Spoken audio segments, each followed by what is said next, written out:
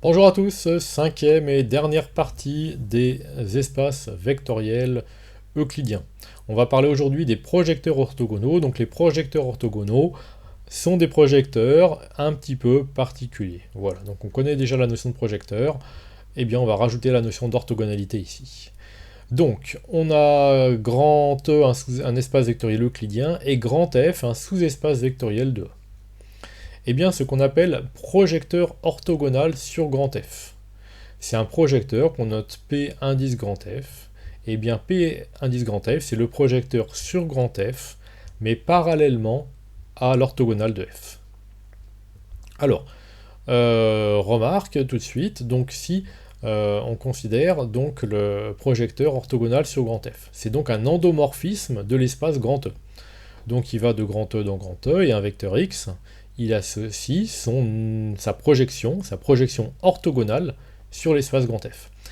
Géométriquement, la projection orthogonale, c'est la projection que vous utilisez le plus et le plus naturellement possible. Vous projetez verticalement. Pour vous donner une image, c'est ce qui se passe avec la projection avec l'ombre quand il est midi sur le...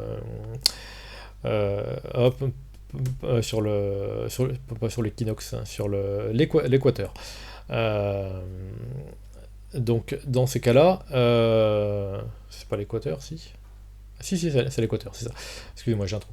Et donc la projection est orthogonale par rapport au sol. Par contre, toutes les autres projections, si vous voulez, vous pouvez des projections non orthogonales, celles qu'on traitait généralement en algèbre linéaire, toutes les autres projections, c'est quand il n'est pas midi, quoi, quand l'ombre elle tombe pas verticalement sur le sol. Voilà. Bien, alors reprenons ici notre projection orthogonale. Donc qu'est-ce que c'est que PF de x? PF de x, c'est un vecteur qui est défini de façon unique. PF de x, c'est le projeté orthogonal, donc c'est un vecteur de grand F. Mais le vecteur x moins PF de x est dans l'orthogonale de F. Alors x moins PF de x, si ici en fait on a le vecteur x en rouge, en bleu on a sa projection orthogonale sur grand F, x moins PF de x est ici, il est dans l'orthogonale de F. Première remarque. Deuxième remarque, l'image de PF, c'est grand F tout entier. Le noyau de PF, c'est l'orthogonale de F. Alors on peut parler maintenant de la symétrie aussi orthogonale par rapport à F. Donc la symétrie orthogonale, c'est la symétrie par rapport à F, mais parallèlement à F orthogonale. Le noyau de SF moins l'identité, c'est grand F, propriété des symétries générales, hein. Et le noyau de SF plus l'identité, c'est l'orthogonale de F. Alors bien penser que le noyau, par exemple, j'en traite qu'un des deux là, le noyau du deuxième, là, de SF plus identité, ce sont les vecteurs qui vont annuler SF plus identité, c'est-à-dire c'est les vecteurs x tels que SF plus identité de x donne vecteur nul. Donc SF de x plus x donne vecteur nul, c'est-à-dire SF de x égale moins x, c'est-à-dire les vecteurs x tels que SF de x égale moins x, donc l'image par x donne leur opposé. Ça, ce sont bien les vecteurs de l'orthogonale. Les vecteurs de l'orthogonale sont transformés en leur opposé. Les vecteurs de f sont transformés en eux-mêmes. Et on a aussi un lien entre les symétries et les projections, donc peut-être pas l'apprendre par cœur, mais savoir le retrouver rapidement. C'est que la symétrie par rapport à f, c'est 2 fois la projection par rapport à f, moins l'identité. Ça, on le voit si par exemple vous avez le vecteur x, ici vous voulez le symétrique qui va être en dessous ici. Eh bien c'est 2 fois la projection, c'est-à-dire une fois le vecteur bleu plus une deuxième fois le vecteur bleu, moins le vecteur x ici, donc il faudrait rajouter un vecteur pf de x ici, moins le vecteur x pour redescendre, et on retombe bien sur 1 plus un premier vecteur plus un deuxième moins un troisième, on va retomber sur le vecteur moins x. Là il y a une sorte de losange qui va se dessiner ici. Voilà. Alors losange parce qu'on a des diagonales qui sont perpendiculaires ici, parce qu'on a la notion d'orthogonalité, ce sont des projecteurs orthogonaux. Alors, proposition 21, très importante, si on a donc grand F, un tout sous-espace vectoriel de E. Alors ici, eh bien, quel que soit le vecteur y de F, donc le vecteur y ici, je prends quelconque dans F, eh bien la norme de la différence entre x et y, donc x est là, y est là, x est quelconque, y est un vecteur de grand F, x moins y est représentable comme ceci, eh bien la norme de ce vecteur est toujours supérieure ou égale à la norme du vecteur x moins pf de x. X est là, pf de x est ici, x moins pf de x est là. La norme de ce vecteur-ci est toujours plus grande que la norme qui est là. Alors en fait, pour préciser un petit peu les choses, quand est-ce qu'il y a égalité? Eh bien x moins y est égal à x moins pf de x, si et seulement si, en fait, y c'est pf de x. C'est-à-dire que parmi tous les vecteurs de la forme x moins y, je dis tous les vecteurs de la forme x moins y, pour y qui décrit grand F. Il y en a un qui est particulier, et qui va minimiser la distance, en fait qui va minimiser la norme x moins y. Donc parmi tous les vecteurs de grand F, le vecteur pf de x, donc le projeté de x sur l'espace grand F, minimise la norme de x moins n'importe quel vecteur de grand F. C'est-à-dire que le vecteur pf de x, le projeté de x, c'est le minimum parmi les normes des x moins pf de x, c'est-à-dire que en fait, parmi tous ces vecteurs-là en noir, possibles, quand on fait varier y dans grand F, il y en a un qui aura la norme la plus petite, c'est celui qui est donné par x moins pf de x. Donc il faudra utiliser le projeté orthogonal. Ceci permet d'obtenir des minimums de distance, entre guillemets, entre un vecteur x et un espace vectoriel grand F. Puisque en fait, le projeté ici nous permet d'avoir, on va considérer en fait que la norme du vecteur x moins pf de x, donc la norme de ce vecteur-ci, on va la considérer comme étant la distance entre le vecteur x et l'espace vectoriel grand F. Et donc cette distance est atteinte, et la distance minimum, c'est la distance pour laquelle on va utiliser, c'est la distance de la norme x moins pf de x, donc x moins son projeté orthogonal.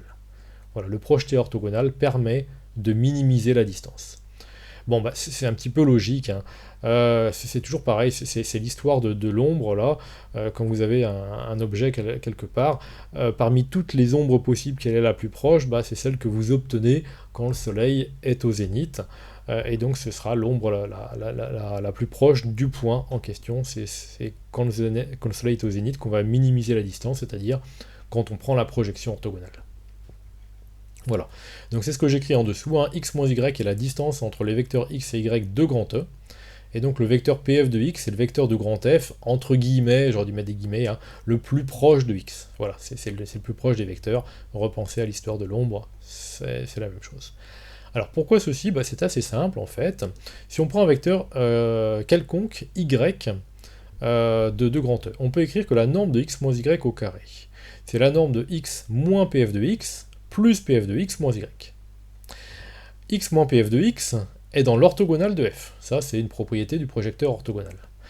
Pf de x et y sont tous les deux dans grand F, donc la différence est dans grand F, et donc c'est la norme au carré de la somme d'un vecteur de l'orthogonale de f et d'un vecteur de f. On applique le théorème de Pythagore, et donc c'est x moins pf de x, enfin c'est la norme de x moins pf de x au carré, plus la norme du vecteur de grand F, donc c'est-à-dire pf de x moins y au carré. Eh bien, ceci, puisque la deuxième norme, en tant que norme, est positive, bon, d'autant plus au carré, bien entendu, et donc la somme des carrés des deux normes-là est supérieure ou égale à la première norme au carré, donc la norme de x moins pf de x. Il suffit de retirer les carrés pour obtenir le résultat. Alors, il y a égalité quand? Eh bien, il y a égalité si et seulement si cette norme-là est nulle, c'est-à-dire, en fait, si y est égal à pf de x. Donc si y est le projeté orthogonal de x sur grand F. Enfin, pour terminer, comment calcule-t-on ce projeté? Puisqu'il nous intéresse ce projeté, si grand F est un sous-espace vectoriel d'un espace vectoriel euclidien grand F étant de dimension P et grand E de dimension N, si on prend une base E1, EP, une base ortho normée de grand F, eh bien l'expression du produit scalaire l'expression du projeté orthogonal de x sur grand F, c'est donc la somme des produits scalaires entre x et chacun des vecteurs de la base orthonormée dirigés par la base orthonormée. En fait, chaque x scalaire OK dirigé par OK est en fait l'expression du projeté orthogonal de x sur vecte de OK. Et on additionne ces différents projetés pour obtenir l'expression du projeté de x sur grand F tout entier. Alors démontrons ceci. Il faut, je pense, vraiment comprendre géométriquement là ce qui se passe. On veut projeter un vecteur sur un espace. Mais en fait, il suffit de le projeter sur chacun des espaces de la forme vecte de OK, où OK est une droite vectorielle, mais dirigée par un des vecteurs de la base orthonormée. Alors, la preuve, donc si x est dans E, donc Pf de x est dans grand F, on a notre base 1EP qui est une base de grand F, donc le vecteur Pf de x qui est dans grand F, donc s'écrit comme une combinaison linéaire des vecteurs EK, donc des vecteurs de la base de grand F, et avec des coefficients lambda k. Donc on va calculer ces coefficients lambda k. Alors si on calcule x scalaire EJ, donc EJ, un des vecteurs de la base, le vecteur x, donc on va l'écrire x moins pf de x plus pf de x, de façon à pouvoir calculer x moins pf de x scalaire EJ plus pf de x scalaire EJ.